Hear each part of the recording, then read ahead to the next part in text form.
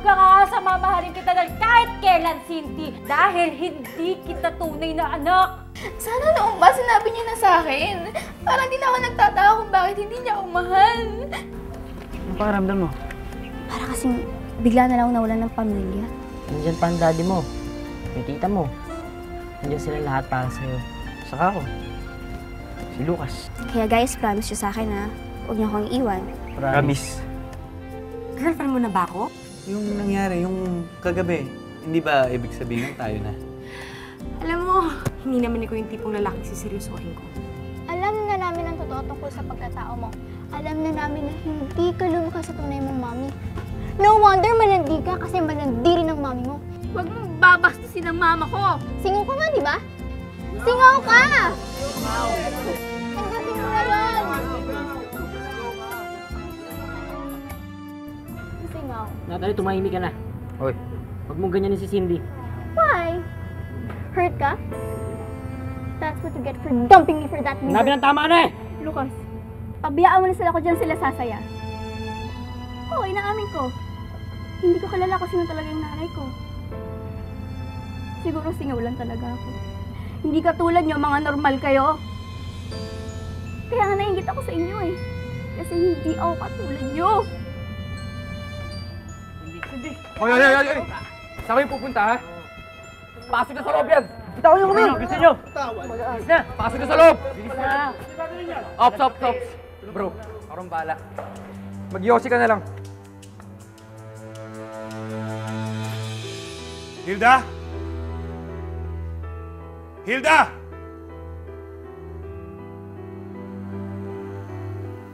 Bakit? Ano bang ginagawa mo? Ikaw, anong ginagawa? Bakit mo sinisira ang pangingin natin? Ano bang pinagsasabi mo? Bakit sinabi mo kay Cindy ang totoo? Bakit sinabi mo sa kanya na hindi ikaw ang tunay niyang ina? Bakit kinugulo mo ang buhay niya? Bakit? Para hindi na siya umasa na mamahalin ko pa siya. Para hindi na siya masaktan.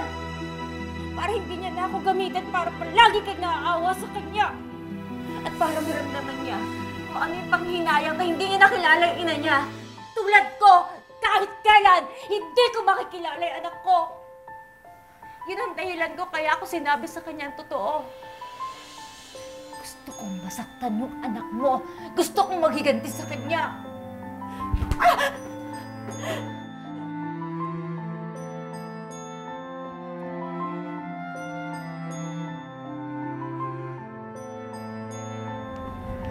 Kuya, may tao pa po ba sa loob?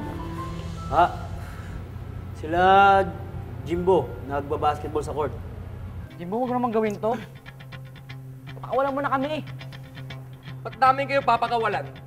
Eh, hindi pa nag-uumpisa ang laro natin. Huwag niyo ako idamay. Kay Lucas na galit, di ba? Pakawalan mo na ako! Jimbo, tigilan na kaya natin to. Nakakaawa na sila eh. Anong nakakaawa, ha? At ikaw, Ugok, meron kang atraso sa amin. Kaya mga boys, ihanda nyo ng mga armas nyo. Tirahin natin itong dalawang ugok na to.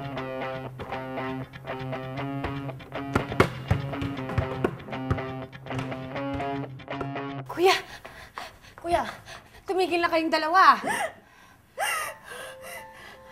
Kasalanan mo rin naman, Robert eh! Ilang beses ko sinabi sa iyo, diba? Ilayo mo muna siya sa akin. Anong ginawa mo? Hindi ka nakinig, diba? Hindi mo ako pinakikinggan. Kaya huwag kang magalit sa akin kung naibunyag ko yung sekreto mo. Alam na ni Cindy ang tungkol sa mama niya? Hindi pa sila umuwi? Hindi pa eh. Pwede mo ba akong pumasok sa loob? Gabi na, bawal ka dito. Baka hinahanap ka na rin ng mga magulang mo. Siguro mas magandang umuwi ka na. Delikado pa naman pag ganitong gabi na. Sige po. Mag-iingat ka, ha? Direk, isa lang. Hindi na talaga pwede eh.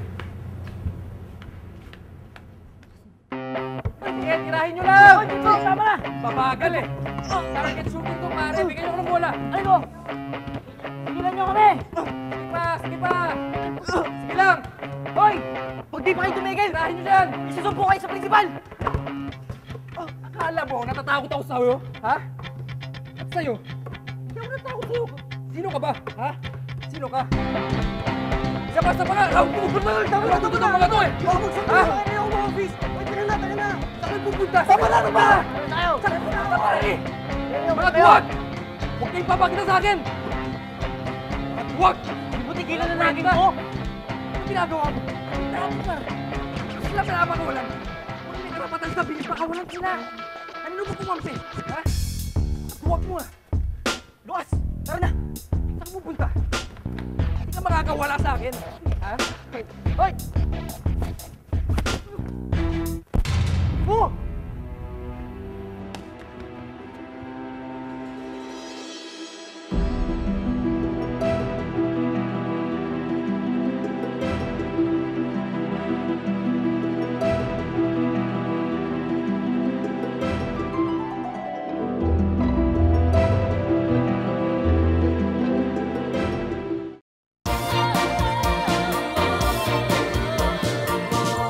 Ano ginawa niyo kay Jimbo?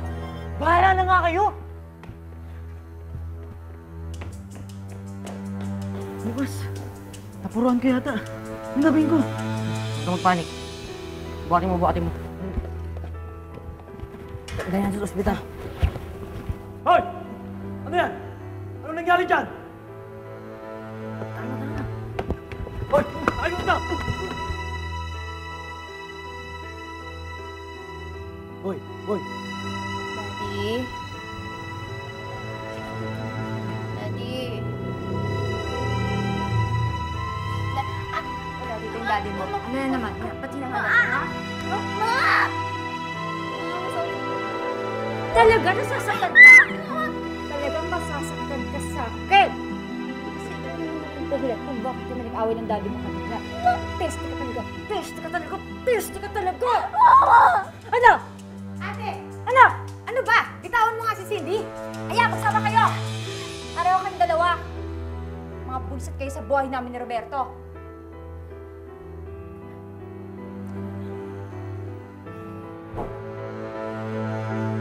Lukas! Tama ba yung ginawa natin kanina? Dapat hindi na natin takbuhan yung gwardya eh. Ewan ko nga rin. Natakot ako eh.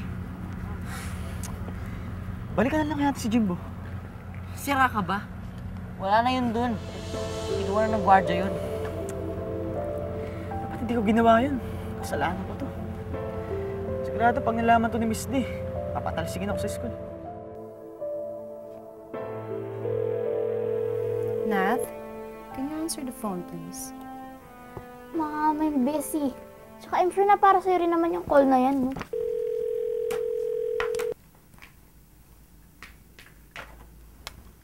Hello? Yes, this is Shay. Who's this? Oh, guard, napatawag ka. What? Ano nangyari sa anak ko? Nasaan si Jimbo? Yun lang natatakot ka na. Hindi ako kagaya mo. Na kahit saan eskwela ka pwede pumasok. Dahil kayo may pera. Kaya lang ako nakakapasok sa school dahil sa scholarship. Kaya mo ko magpakul dyan. Dahil hindi ako ikaw. Relax ka lang. Chill. Ano mo, magpahinga ka na sa bahay niyo. Magkita tayo bukas sa school. Magkiramdam tayo, okay?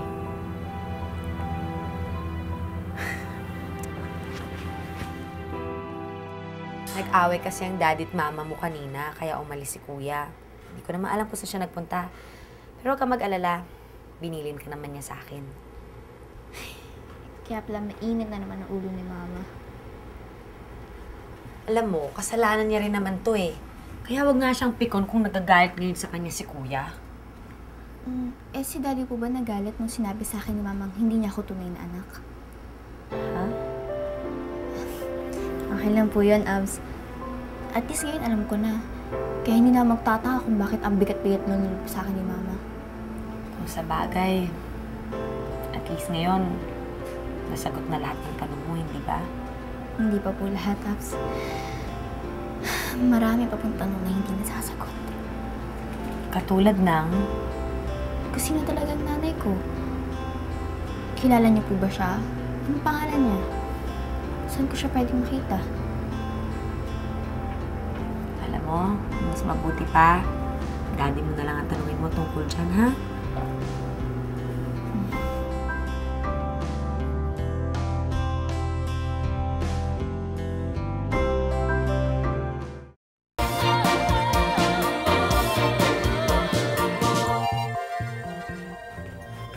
Oh, baby! Bakit nandito ka pa? Hindi ka ba nasundo ng service mo? Hindi. Hinintay kasi kita eh. Sabay ka sa akin? Tara na! Hindi. Hindi mo pa kasi sinasagot yung tanong ko sa'yo kagabi. Gusto ko lang naman malaman kung sino talaga yung nanay ko eh. Para pag tinanong kasi ulit ako sa school, makasagot ka na sila kung sino ba talaga yung nanay ko. Kaya sige lang, sabihin mo na sa akin. Baby, wala namang point para tanungin mo kung sino siya kasi hindi ko alam kung nasan siya. Tsaka ang sabi ko naman sa'yo, hindi akong dapat tinatanong mo tungkol dyan kundi ang daddy mo, di ba? Eh, wala pa po kasi si daddy eh. Hindi ko siya umuwi. And then let's not talk about her anymore. Besides, hindi mo siya kailangan dahil nandito naman kami. Kaya halika na. Iaalay ko ang aking buhay, pangarap at pagsisikap sa bansang Pilipinas. Okay, students, pwede na kayong bumalik sa klase ninyo. Huwag maingay. Miss Ida, may pinapasabi nga pala si Miss D. Ano yun? Okay. Sebastian Luna, Lucas Infante, pinapatawag kayo ni Miss D sa opisina niya ngayon din.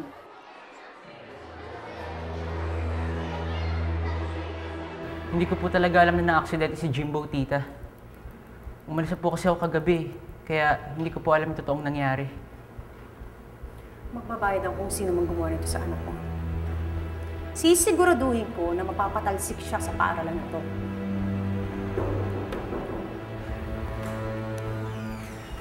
Good morning po. Nandun po sina Lucas at Baste. Baka alam po nila yung totoong nangyari. Mumukha ko nga yung mga batang to. Silang dalawa ang nakita ko gabi na kasama ni Jimbo. Alam niyo ba na nasa ospital ang anak ko? Hindi pa siya nakakausap hanggang ngayon. Magsalita na kayo. Anong nangyari kagabi? At sinong nanakit kay Jimbo?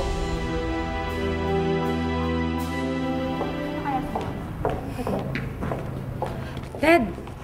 Ted! Oh, ba't hindi niya kayo pinansin? Galit ba siya sa inyo? Siguro napikon lang yung sa mga sinabi ko sa kanya kahapon. Alam mo naman, sensitive yan. Hayaan mo nga siya. O sige, sa faculty room na ako, ha? Sige po. Cindy, alam mo na ba yung latest? Ha? Kasi nga raw, si Jimbo, natagpuan si Jim na walang malay kagabi. Kaya pala pinatawag ni Mrs. D sina Lucas at Baste. Ha? Si Lucas siya si Baste nasa office ni Mrs. D? Oo, may alam mata sila sa nangyari kay Jimbo. Talaga? Oo, di ba? Saglit lang ah.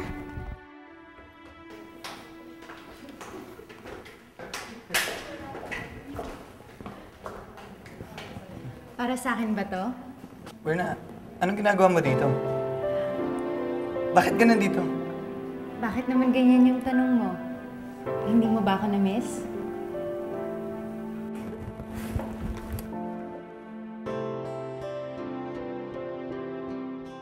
Kanina pa tayo dito walang nangyayari eh. Hindi ba kayo aamin?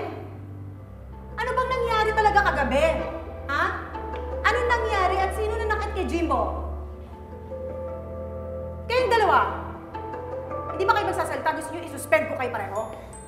Tama na po, ma'am. Aamin na po ako. Ano aminin mo? Ako po sumuntok kay Jimbo. Wala po siyang kasalanan.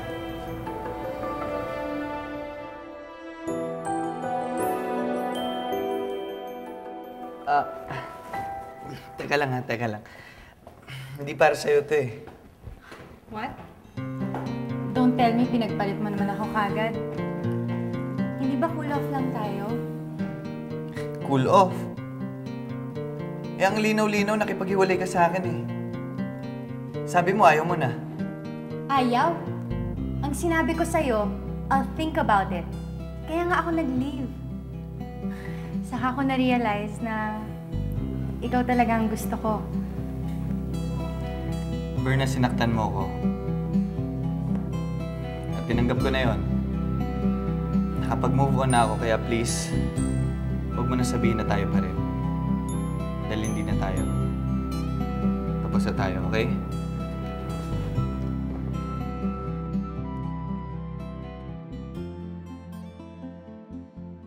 So ikaw! Ikaw ang nanakit sa anak ko! Ha? Ako nga po. Wala po siyang kasalanan.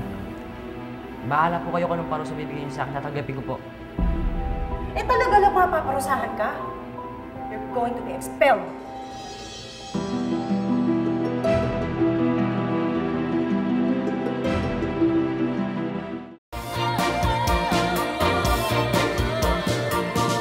Tinanggap ka namin sa school na to in spite of your bad records, and this is what you do? I'll make sure that you're going to be expelled dahil sa ginawa mo sa anak ko. And don't you dare think na porkit sikat at marami connection ng father mo, you're going to be out of this mind. No. You will pay for this. Teka lang Tama na, Baste. Huwag mo na akong pagtakpan. Kasalanan ko naman talaga eh. Hindi ma-accident si Jimbo kung hindi dahil sa akin. So now that the truth is out, this meeting is over. All of you can get out of my face. Now! Labas na! Sorry po, Miss D. Sana maging okay na si Jimbo. Eh, dapat lang. Dahil pag hindi gumising ang unikong iho ko, I'm going to sue you on juvenile court for assault.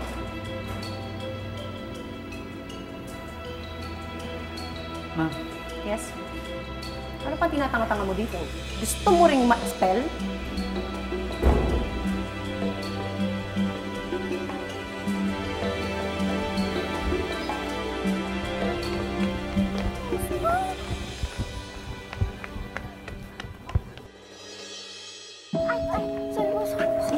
It's okay, Iha. O sige na, have a nice day, ha? Sige po.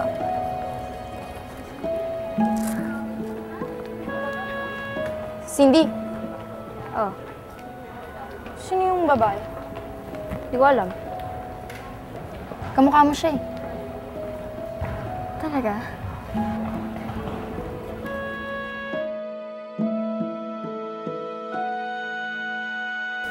Dali! Lukas! Bakit mo hinaako yung kasalanan ko? Di ba ako ito muna kay Jimbo? Di ba sabi mo scholar ka dito? Mas importante sa'yo ang school kaysa sa akin. Tsaka isa pa may utang ako sa'yo, di ba? Utang? Anong utang? Alam ko naman na ayaw mo na malapit kay Cindy. Pero hinayaan mo maging friends kami. Kung yun nagawa mo sa akin, magagawa ko rin sa'yo to. Paano? Pwede na tayo. So, you're saying hindi mo kaano-ano yung babae? Pero hindi nga. Kamukha ko siya? Kala ko nga, mami mo eh.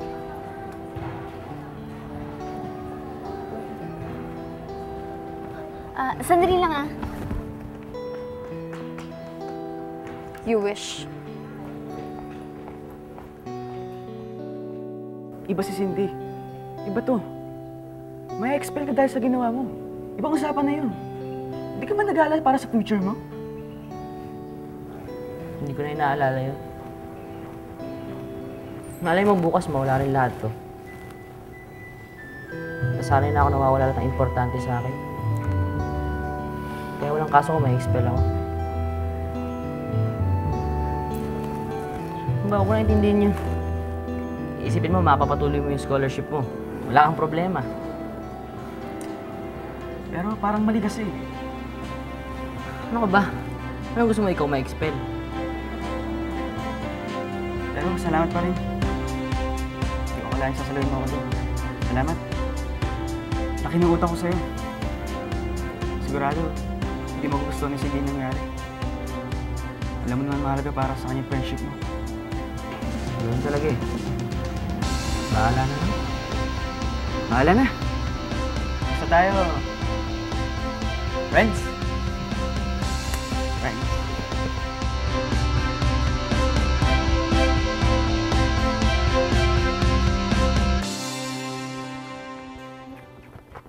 Miss? Miss! Miss, sandali! Miss!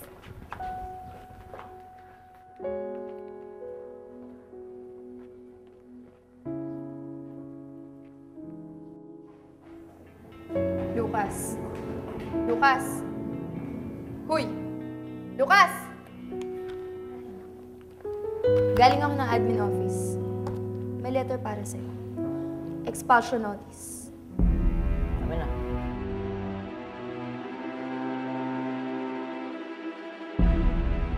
May bagong chismis na kumakalat dito sa campus. My ex-boylet's going to be expelled. Mas kailangan ko itong school na to para madali ako makapasok sa magandang college.